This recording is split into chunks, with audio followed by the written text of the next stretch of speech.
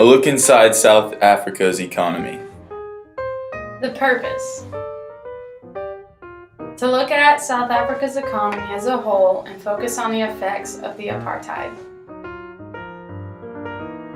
Background.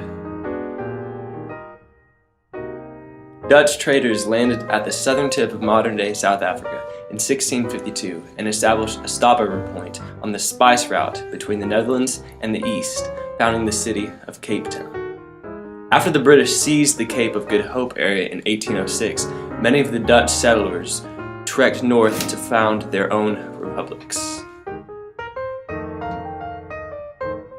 The discovery of diamonds in 1867 and gold in 1886 spurred wealth and immigration and intensified the subjugation of the native inhabitants.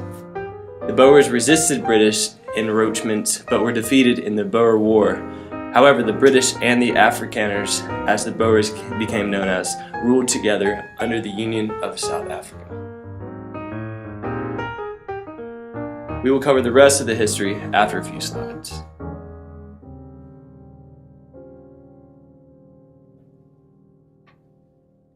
Statistics. There are approximately 53 million people in South Africa. 9% of the labor force is made of agricultural occupations, 26% in the industry, and 65% in services. The nominal GDP is approximately $350 billion, which is 34th out of 142 countries. The GDP growth rate is 1.9%, compounded over 5 years. The labor force equals around 17.89 million people. 26.2% of South Africa's inhabitants live below the poverty line. Contributors to the economy.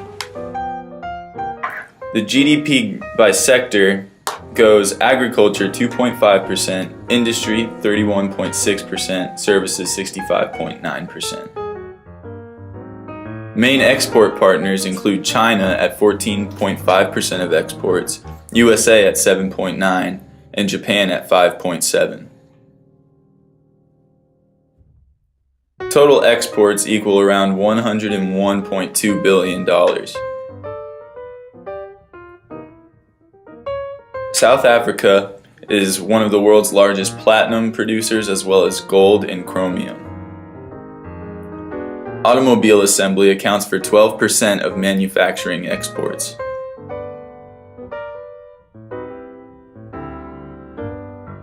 Approximately 860,000 visits a month contributed to 102 billion ZAR to the South African GDP and accounts for 10.3% of the jobs.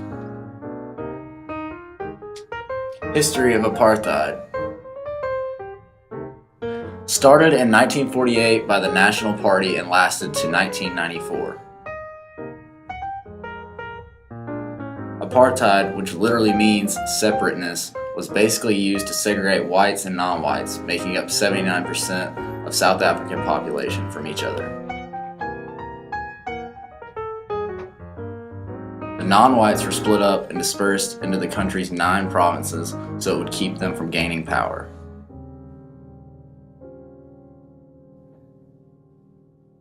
A series of land acts gave over 80% of the country's land to whites, limited non-white labor unions, and denied any non-white involvement in the national government. Apartheid put most non-whites out of work. The apartheid began to fall apart once the government realized that the cost was exceeding the benefits.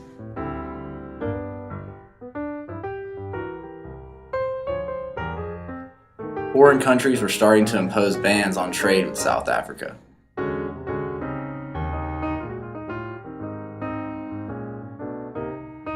This investment was starting to happen. This is where foreign capital that is invested in a country is withdrawn. In 1994, the apartheid could no longer hold up and was voted against.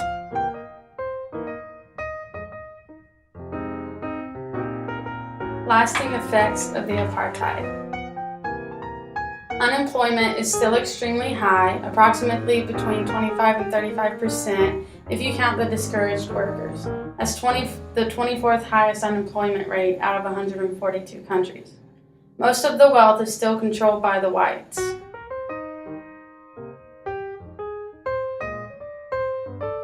Education amongst black areas are terrible, which leads to very high crime rate. For example, South Africa had 17,068 murders in 2013, while the U.S. had 14,196. This is such a big problem because the U.S.'s population is 300 million, while South Africa's is 53 million. 1/4 of the black workforce is unemployed. 1/3 of South Africans ages 15 through 24 are unemployed, while half of the blacks 15 through 24 are unemployed. The 1.9% economic growth rate is way below the 5% officials say South Africa needs in order to even put a dent in the high unemployment rate. South Africa, despite its abundant physical and human resources, failed to meet the OECD average GDP per person for the last 16 years. Suggestions in conclusion. Creating jobs for so many unemployed would take years at a 6 to 7% economic growth rate. South Africa's government should encourage more saving and investment.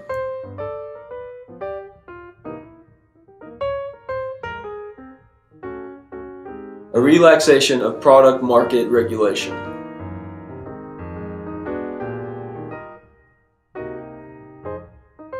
Easier access to credit for small businesses.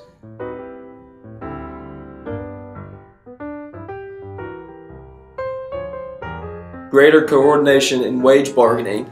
Non-whites need to push for higher wages and numerous measures to deal with the wretched level of youth unemployment,